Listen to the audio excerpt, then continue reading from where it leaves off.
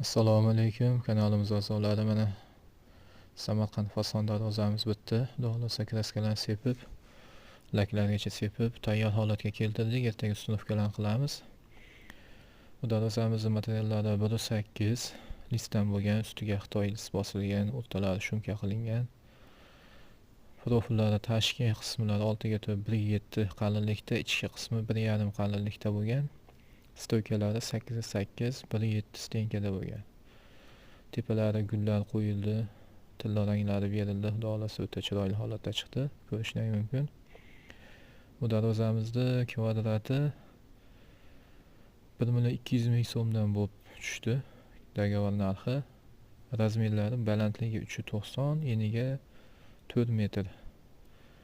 Ot eshik qismlari katta holatda bo'lgan, bemalol kirib chiqishga udobli. Balandligi ham 280 balandlikda. Eniga 92 santimetrda bo'lgan. Zamoklari millionda katta zamoklari qo'yilgan. Xudo xolasa o'ta chiroyli holatda. Ertaga ustunovkadan so'ng ochilib yopilishlarigacha qurilgan variantlarni ko'rsatamiz, xudo xolasa. O'zbekiston bo'yicha dostavka xizmatlarimiz bor. Vodiyga besplatni yetkazib beriladi.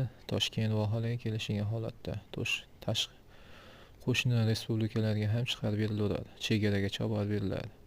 O'tib o'zimiz ustunovkasini qilib beramiz. Chegaradan keyin olib o'tib ketasizlar.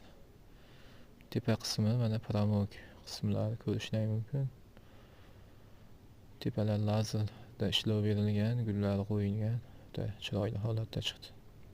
Nomerlarimizni qoldiramiz. Obunachilar, kuzatuvchilar aloqaga chiqaverasizlar. Obuna bo'lmaganlar obuna bo'lib, like bosish esdan chiqmasin. Barchalaringga rahmat. Biz doim ijotdamiz sizlar uchun.